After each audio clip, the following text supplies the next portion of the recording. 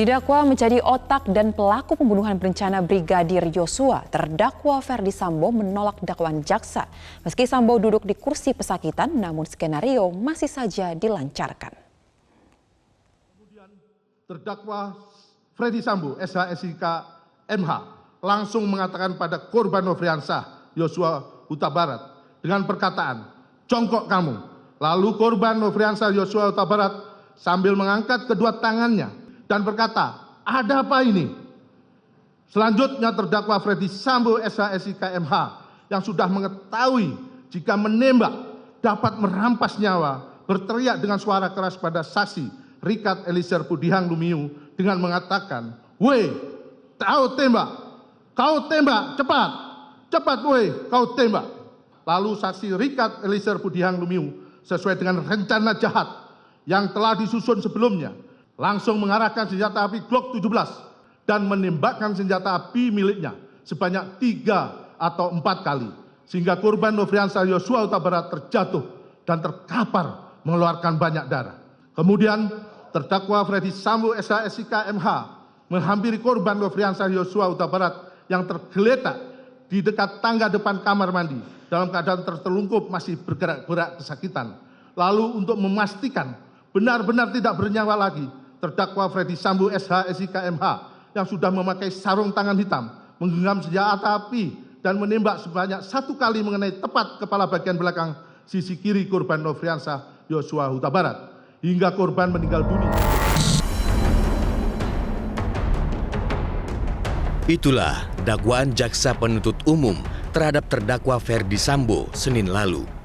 Sambo didakwa menjadi otak dan pelaku pembunuhan berencana Brigadir Yosua. Melalui kuasa hukumnya, terdakwa Ferdy Sambo menyampaikan eksepsi atas dakwaan jaksa dan meminta majelis hakim membatalkan dakwaan jaksa.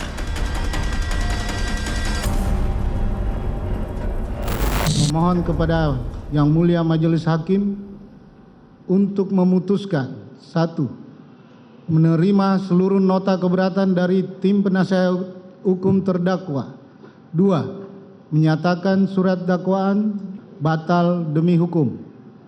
Memerintahkan jaksa penuntut umum untuk menghentikan pemeriksaan perkara nomor 796/PIT-B/PN Jakarta Selatan. 4. Memerintahkan jaksa penuntut umum untuk membebaskan terdakwa dari tahanan. 5. Memulihkan nama baik, harkat dan martabat terdakwa dengan segala akibat hukumnya. Merespon eksepsi terdakwa Ferdy Sambo, jaksa meminta majelis hakim untuk menolaknya. Menolak seluruh dalil eksepsi atau nota keberatan penasihat hukum terdakwa Ferdy Sambo. Akankah eksepsi yang disampaikan oleh terdakwa Ferdy Sambo bakal ditolak hakim? Ataukah hakim tetap akan melanjutkan perkaranya? Sekali lagi berani saya mengatakan, pasti hakim akan memutus bahwa itu bukan materi eksepsi, itu materi pokok perkara. Oleh karena itu, eksepsi penasihat hukum dinyatakan tidak diterima atau ditolak. Itu aja kok pertimbangannya. Pasti itu. Taruhan pin.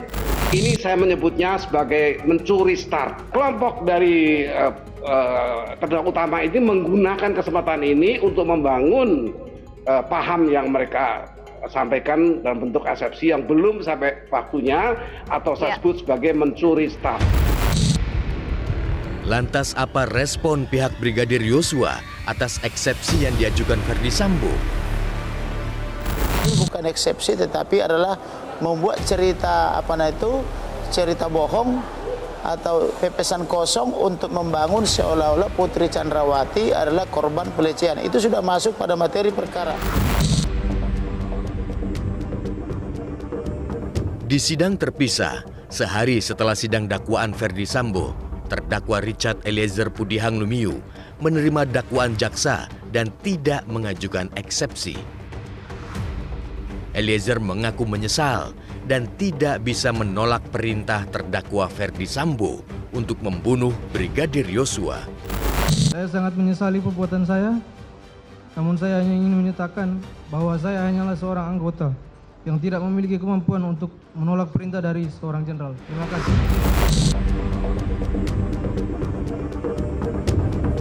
Pertarungan perdebatan dan adu argumentasi antara Ferdi Sambo dan jaksa serta terdakwa Eliezer dan terdakwa lainnya belum sungguh-sungguh terjadi pada fase saat ini. Saya coba membayangkan bahwa kalau sebelum-sebelumnya salah satu hal yang paling membanggakan personil polisi tak lain tak bukan adalah jiwa korsa, perasaan senasib sepenanggungan, kepatuhan pada atasan demi solidnya integritas organisasi.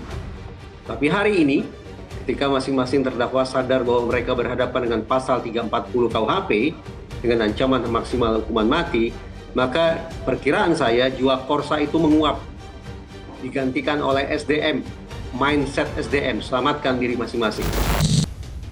Masih kuatkah pengaruh Ferdi Sambo di mata anak buahnya yang juga menjadi terdakwa? Akankah skenario yang dibangun Ferdi Sambo masih bisa kokoh atau justru roboh oleh pengakuan anak buahnya di persidangan? Satu pihak berpangkat Jenderal Bintang 2, sementara di seberangnya adalah beberapa anggota personil polisi dengan pangkat brigadir. Dengan potret sederhana itu saja kita bisa bayangkan bagaimana adanya tanda petik relasi kuasa yang begitu kuat yang kemudian bisa saja dipancarkan oleh terdakwa FS yang bisa mempengaruhi alam berpikir dan suasana batin para terdakwa lainnya. Andaikan para terdakwa lainnya itu merasa tertekan, merasa terintimidasi, maka bisa saja baik secara sengaja maupun tidak sengaja kesiapan mereka untuk menjalani proses hukum ini akan terpengaruh. Nah, ini yang sungguh-sungguh harus kita antisipasi agar kemudian relasi kuasa yang sebelumnya berlangsung baik itu di Magelang ataupun di Duren 3 tidak lagi mewabah di dalam ruang sidang. Keadilan tidak dapat disangkal, bahkan ditunda, sekalipun dibungkus dengan drama, karena hukuman harus setimpal dengan perbuatan kejahatan.